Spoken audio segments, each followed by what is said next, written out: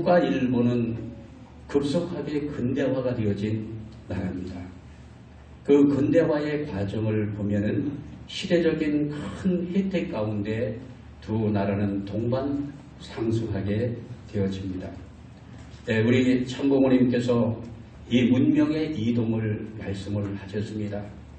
아마 세계사에서 가장 명확하게 문명의 이동사를 말씀하신 분은 우리 참고모님이 아니신가 생각이 되어집니다. 이 문명은요, 세계가 이렇게 발전하는 데는 인간의 힘만이 아니라 하늘의 힘이 작용할 때 그 나라에 이 부흥이 벌어집니다. 이렇게 이 문명은요, 고대 대륙문명으로 시작을 해서 4대 문명의 발생지가 전부 어디입니까? 아시아입니다. 이집트에는 나일강이 흐르고 있지 않습니까? 나일강을 중심으로 한 이집트 문명, 그리고 유프라데스강, 티그리스강을 중심으로 한 메소포타미아 문명, 큰 강이 흐르고 있지 않습니까? 그리고 인도의 인더스강이 정말로 좋은 강이지 않습니까?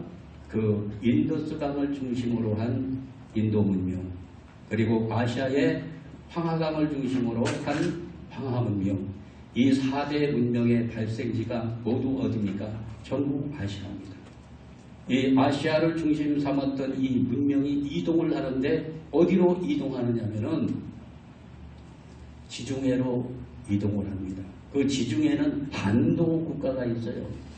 그리스가 반도 국가가 아닙니까? 그리스를 중심으로 해가지고 문명이 확장이 되어집니다. 거기에서 찬란한 문명의 꽃을 피웁니다.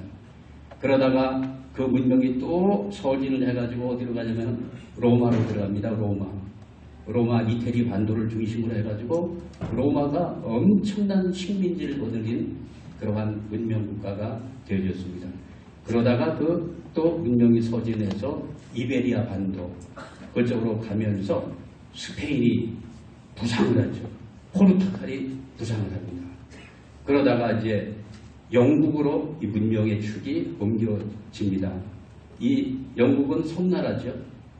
그 섬나라가 얼마나 많은 식민지를 확장했는지 해가 지지 않는 나라라고 그렇게 칭했던 그러한 놀라운 문명이 발전했던 나라입니다. 그러다가 그 영국을 중심으로 한 문명이 어디로 넘어갑니까? 대서양을 건너서 미국으로 건너가는 것입니다. 그래서 이 천운이 이동을 하는 거예요. 하늘의 운세가 어디로 가는 겁니까? 미국으로 향해서 가는 것입니다. 그래서 미국은 1차 세계대전 이후에 전 세계의 가장 큰 리더십을 발휘하는 그러한 나라로 부상하는 것입니다. 그러다가 이제 문명의 축이 또 이동을 하고 있는데 어디로 이동해 옵니까?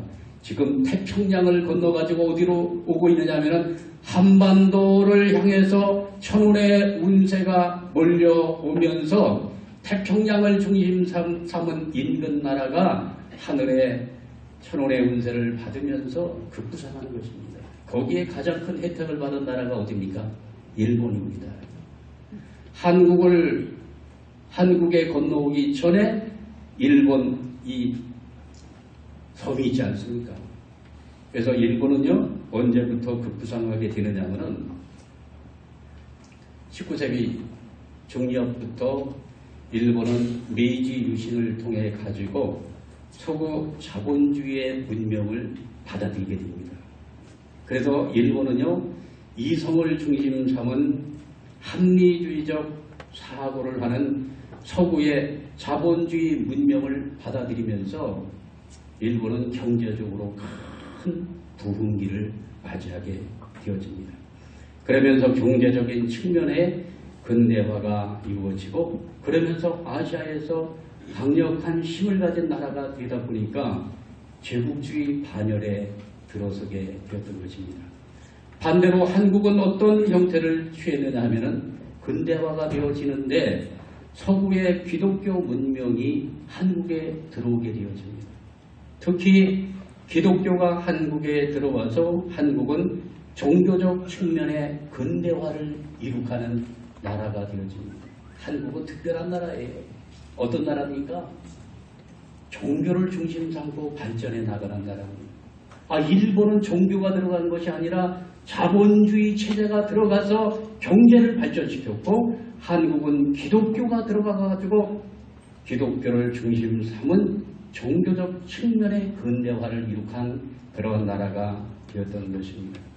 이렇게 해서 두 나라는 하나는 내적으로 발전하고 또 일본은 외적으로 그렇게 발전을 하면서 천원의 운세 가운데 두 나라가 근대화의 과정을 거치게 되었다. 이렇게 우리는 정리를 해볼 수가 있겠습니다. 그러면서 1930년대에 세계 대공황이 찾아오게 되어집니다. 경제적으로 전 세계가 위기를 맞이하게 되었습니다. 이때 일본은 이 경제적인 위기를 타파하기 위해서 무슨 전쟁을 일으켰냐면은 1931년도에 만주사변을 일으키게 되어집니다. 만주를 중국을 공격을 하고 37년에는 중일전쟁을 일으키고 1941년에는 이제 미국을 상대로 해가지고 전쟁을 벌이면서 태평양 전쟁이 벌어지게 되는 것입니다. 그러면서 태평양을 중심으로 해서 일본이요 식민국가를 이 식민지를 확보하기 위해서 거대한 계획을 세우고서 식민지 확장에 나섰던 우리는 그러한 역사를 기억을 하게 되어집니다. 이때에 1938년부터 8.15 해방을 맞이할 때까지 의용군으로 그리고 여성들은 군대 위안부로 일본에 이제 강제 동원이 되었던 것을 기억을 하게 되어집니다. 의용군으로 400만이 일본으로 끌려갔고 또 군대 위안부로 20만이 일본에 가서 여러 가지 어려움을 당하게 되는 그러한 일들을 대한민국은 당하게 되었습니다. 특히 군대 위안부로 끌려간 여성들은 꽃다운 나이에 13세에서 20세 이전에 정말로 이 꽃다운 나이의 여성들이 일본에 강제 동원이 되어가지고 큰 어려움을 당했던 역사를 기억을 하게 되어집니다. 오늘 우리가 역사가 지나가서 우리는 이것을 그냥 상상만 해볼 뿐인데 이러한 어려움을 당한 그러한 가족들의 입장에서 본다면 이 억울하고 서러운 이 눈물의 역사를 어찌 잊을 수가 있겠습니까? 그렇지 않겠습니까? 당사자 가문을 한번 생각을 해본다면 이것은 용서할 수 없는 그러한 내용이 되어진다고 생각이 되어집니다. 그러면서 2차 세계대전이 1939년부터 1945년까지 벌어졌는데 이때 2차 세계대전에 연합국이 있죠. 연합국은 미국, 영국, 프랑스. 이거는 무슨 나라입니까? 이 나라는 기독교를 신봉하는 국가입니다. 기독교, 하나님을 신봉하는 나라예요. 기독교 국가입니다.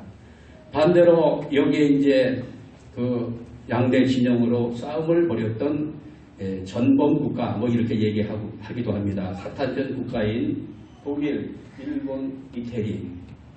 일본이 여기에 들어와 있어요. 여기 안 들어왔으면 얼마나 좋았겠습니까? 그렇죠? 여기에 이 전범 국가의 이 주축국의 한 축이 되어 가지고 전쟁을 벌였던 것입니다. 그래서 이 세 나라는 무슨 나라입니까? 반기독교 국가입니다. 이런 내용을 놓고 볼 때에도 이 싸움의 양상이 인간들끼리 서로 전쟁을 벌이는 것 같지만은 그 영적인 배후를 보면 하나님 편과 사탄 편이 이 치열한 전투를 벌이는 그런 양상을 띠고 있다는 사실을 기억을 하게 되어지는 것입니다. 이러한 결과를 놓고 볼 때에 일본의 이 국정의 방향은 어디를 향하고 있었느냐면은 하나님의 섭리와는 정반대의 길을 향해서 걷고 있었던 사실을 오늘 우리는 알게 되어진 것입니다. 그러면서 반복되는 한일 갈등은 끊임없이 이어지고 있습니다. 최근에 문재인 정부를 중심으로 한일 간의 갈등은 더욱더 고조가 되어가는 양상을 보이고 있는 것입니다. 자, 이와 같은 문제를 어떻게 해결해 나가야 될 것인가. 이 소녀상 문제도 점점 이것을 부각시키고 있습니다. 최근에는 소녀상을 버스에다 싣고 다니면서 한일 간의 이 문제의 갈등을 더욱더 확장시켜 나가고 있는 그러한 현실의 문제를 우리는 잘 알고 있습니다. 이제 일본에 대한 참부모님의 섭리적인 행보에 대해서 말씀을 드리도록 하겠습니다. 되었던 것입니다. 그러면서 일본에서 유학을 마치고 이제 한국에 들어오셔서 흑석동에서 생활을 하시게 될 때에 우리 참부모님께서 경기도 경찰부에 연행이 되셨습니다. 연행이 된 이유는 뭐냐면 일본에서 독립운동을 전개했다고 하는 그 사실이 알려지게 되었죠. 그래서 경기도 경찰부, 지금 광화문 가까운 곳에 이 경기도 경찰부가 있었습니다. 거기에 연행이 되셔서 3개월 동안 모진 고문을 당하시게 되었습니다. 말로 표현할 수 없는 그러한 고문을 받았는데요. 전기 고문도 받으시고 이 손가락에다가 이 전기선을 연결을 해가지고 전기를 누르는 거예요. 손가락 10손가락에 이 전기로다가 고문을 하는 전기 고문, 이걸 하시고요. 또 옛날에 한국에서도 많이 했는데 여기 이 종아리에다가 각대목 같은 이것을 딱 여기다 낍니다. 그리고 나서 무릎을 사정없이 구둣발로 지져박는 그러한 고문을 받으시고, 그리고 거꾸로 매달아 놓고서 강제로 물을 먹이는 그러한 고문을 하기도 하고, 이렇게 해서 거의 빈사 상태가 되어진 상태에서 참 부모님께서는 거기서 풀려나셨습니다. 그러면서 참부모님께서 어떠한 결단을 하셨느냐 하면은 나를 고문했던 아주 지독한 이 고문 형사가 있었다고 합니다. 어떠한 조건을 세워가지고 저 사람을 사랑할 것인가, 이걸 놓고 고민을 하셨다고 합니다. 그러면서 8.15 해방을 맞이하게 되었습니다. 8.15 해방을 맞이하면서 한국에서 지독한 고문을 가했던 형사들을 잡아다가 죽이기도 하고, 이러한 일들이 벌어졌는데 이 문선명 형제님을 그렇게 지독하게 고문했던 그 형사를 우리 참부모님께서 어디로 보내주셨느냐면 사람들의 눈을 피해가지고 밀항을 시켜가지고 일본으로 다시 보내드렸습니다. 자기를 죽이려고 했던 그 철천지 원수 같은 그와 같은 사람을 어떻게 했습니까? 참사랑으로 저를 용서하고, 내가 이렇게 보내게 되어지면 어떤 일이 벌어지게 된다고 말씀하셨냐면 고문 형사의 가정을 안전하게 일본으로 피신시키시면서 이 한 사람을 살려보내는 것은 일본 전체를 대표하는 것이요, 훗날 이 일로 일본의 젊은이들이 내게 찾아올 것이다. 이러한 말씀을 하면서 그 형사를 일본으로 보내주셨다고 합니다. 그러면서 1958년 6월 15일 이제 문선명 총재님께서는 일본을 복귀하기 위해서 통일가의 아주 유명한 우리 통일가 식구입니다. 우리 최봉춘 선교사입니다. 이분을 바다를 통해 가지고 일본으로 밀항을 시켰습니다. 이제 일본에 들어가서 하나님의 말씀을 전하라. 1958년이면 일본하고 수교가 된 상태입니까? 안 된 상태입니까? 수교가 이루어지지 않은 상태입니다. 그래서 일본에 들어갈 수가 없습니다. 한일 간의 수교가 이제 정상으로 체결된 것은 1965년입니다. 그 전에는 수교 자체가 되지 않았던 그러한 입장에 있었습니다. 일본에 가서 잡혔습니다. 그래가지고 강제로 출국을 당했습니다. 또 총재님께서는 또 보냈습니다. 목숨을 걸고 가야 된다. 두 번째 또 잡혀가지고 한국으로 귀가 조치가 되었습니다. 세 번째 또 보냈습니다. 또 보냈는데 잡혔어요. 잡혔는데도 불구하고 일본의 그 감시망을 피하고 또 병원으로 또 입원을 하고 여러 가지 경로를 통해 가지고 도망을 쳐서 일본에 비로소 선교의 교도부를 마련하게 되어지는 그러한 큰 역사를 만들게 되었던 것입니다.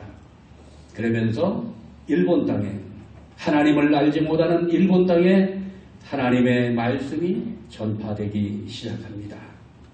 그러면서 대학가로 원리의 말씀이 전도에 번져가면서 전도의 불길이 대학가로 붙게 되었던 것입니다.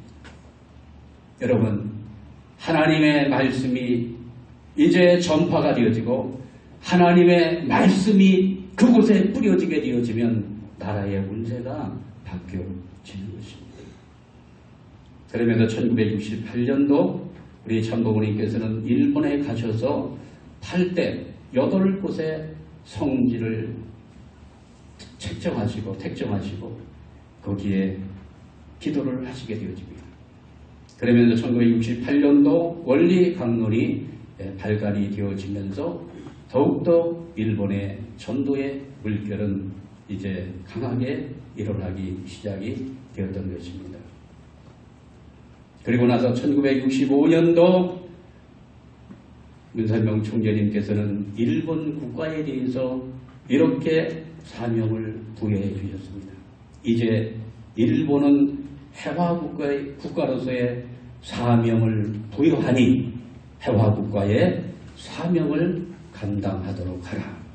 이렇게 하면서 일본이 하나님 섭리사에 해화국가의 사명을 부여받는 큰 은총을 받게 되어졌던 것입니다. 그러면서 참부모님의 말씀을 깨달은 일본 여성들은 선교사가 되어가지고 전 세계에 나가서 헌신하기 시작합니다.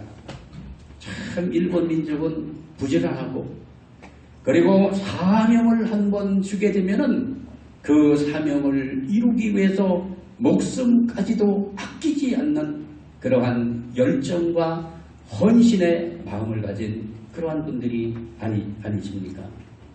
그동안은 일본이 어떠한 사명을 감당해야 되는지 전혀 알지 못하는 그러한 입장에서 참부모님을 통해 가지고 하늘의 사명, 해화국가로서 여성국가로서의 그 사명이 무엇인지를 알게 됨으로 말미암아서 일본은 변하기 시작했던 것입니다. 이것이 다른 분들하고 우리 참부모님의 다른 점이 바로 이런 것이라고 말씀을 드릴 수가 있겠습니다. 그리고 나서 문선명 총재님께서는 1992년도 세계평화여성연합을 창설하시고 그 다음해부터 일본 여성 지도자들 16만 명을 한국에 데려다가 교육을 하기 시작합니다. 16명이 아니고요. 1600명도 아니고 16만 명의 일본 여성 지도자들을 한국으로 데려다가 교육을 하기 시작하게 된 것입니다. 교육을 할 때 지도자들을 모시고 오려면 최소한 롯데 호텔이나 좋은 호텔에서 좋은 장소에 좋은 또 숙박 그러한 장소를 마련하고 지도자 수련을 해야 되지 않겠습니까? 그런데 그렇게 하지 않았습니다. 우리 제주도에 가면 국제연수원이 있습니다. 거기에 시설은 열악합니다. 거기에 많은 일본의 지도자들을 데려다가 교육을 하는데 강당은 좁죠? 방은 없죠? 그러니까 피난민 수용소 같은 그러한 입장에서 교육이 시작이 되어졌는데 몇 차례에 거쳐서 제주도에서 수련을 했느냐면 25차에 거쳐가지고 수련을 하게 되어집니다. 그리고 나서 수련을 또 어디로 옮기게 되느냐면 구리 수택리로 옮기게 되어집니다. 구리 수택리에서 몇 번을 했습니까? 38차례에 거쳐서 수련을 하게 되었던 것입니다. 여기에 일본의 지도자들이 와가지고 많은 감동을 받았습니다. 우리는 어떠한 일을 해야 될 것인가? 세계 평화를 위해서, 하나님의 섭리를 위해서 일본이 감당해야 될 사명이 무엇인가를 명쾌하게 교육을 해 주셨던 것입니다. 이거는요, 지금 아무리 한국의 유명한 사람이라 할지라도 일본 여성들 오라 하면 올 사람이 있겠습니까? 올 사람이 있겠어요? 없습니다. 그런데 좋은 호텔이 아님에도 불구하고 수많은 사람들을 모아가지고 이 교육을 하는데 이 앞뒤 간격을 좁혀가지고 전부 일어세워가지고 또 밀착시켜가지고 강당에 사람들을 가득 메운 가운데 다리 한 번 쉽게 뻗을 수 없는 그러한 공간 속에서 교육을 했음에도 불구하고 그 말씀 앞에 순종하면서 일본 여성들이 교육을 잘 받았다고 하는 사실입니다. 그리고 나서 1998년도에 한국의 IMF가 터지고 그 다음 해가 됩니다. 그 다음 해에 일본의 선교사들, 그동안에 교육을 했던 선교사들을 22,000명을 전 세계의 선교사로 파송을 하시게 되었던 것입니다. 한 나라에 20년 그룹을 짜가지고 그 나라를 당신들이 책임을 져라. 이렇게 해서 일본의 여성들이 가정을 버리고 사랑하는 아들, 딸들을 조국에 홀로 남겨놓고 하나님의 섭리, 이것을 감당하기 위해서 전 세계로 흩어져가지고 22,000여 명의 지도자들이 세계를 위해서 헌신, 봉사하게 되었던 것입니다. 그리고 나서 부모님께서 일본의 교규를 격상시켜 주셨습니다. 이제 일본은 해화국이 아니라 일본은 어머니 국가로서의 이제 그 책임을 다하게 될 것이다. 이렇게 하시면서 98년도에 일본을 해화국가에서 어머니의 국가요, 그렇게 선포를 하시게 되었던 것입니다. 이제 일본이 2차 세계대전의 전범 국가에서 어떠한 입장으로 돌아왔습니까? 하나님 섭리사의 어머니적인 책임을 감당하는 중요한 나라로 그렇게 정체성을 바로 이제 일본이 찾아가지고 세계 앞에 우뚝 서게 되었던 것입니다. 그것을 누가 할 수가 있습니까? 그러면서 1981년도 11월 10일 날 한일 해저터널 프로젝트를 발표하시면서 한일 간의 이 바다를 뚫어가지고 여기 고속도로를 만들어야 된다. 이렇게 해서 한일 간의 소통이 이루어져야 이제 새로운 차원의 한국과 일본의 역사가 이루어지게 될 것이다. 이렇게 말씀하시면서 한일 해저터널 프로젝트를 추진하시게 된 것입니다. 그리고 나서 한국의 올림픽이 치루어지던 해가 1988년도죠. 88년도 10월 30일 날 일본과 한국의 선남선녀를 짝을 맺어가지고 6,500상 국제합동 결혼식을 실시하게 되어졌습니다. 6,500상입니다. 그리고 92년도에는 30,000상 국제합동 결혼식이 이루어지게 되어졌습니다. 왜 이렇게 가정을 이루어 주셨을까요? 역사의 문제를 해결하라고 이렇게 가정을 이루어 주셨던 것입니다. 여러분, 한일 간의 역사 문제는 어느 대통령이 또는 일본의 어느 수상이 한국을 국민들을 향해서 죄송합니다, 아리가또 하면서 말 한마디 한다고 이 심정적으로 맺힌 문제가 풀어지겠습니까? 절대로 풀어지지 않는 것입니다. 마음을 감동시켜가지고 이 마음속에 드리워져 있는 이 상처를, 이것을 치유할 수 있는 당감의 조건을 누군가는 세워야 되지 않겠습니까? 한일 간의 결혼을 통해 가지고 일본의 여성들 7,500명이 지금 한국에 나와가지고 한국의 신랑을 만나서 가정을 이루고 잘 살고 있습니다.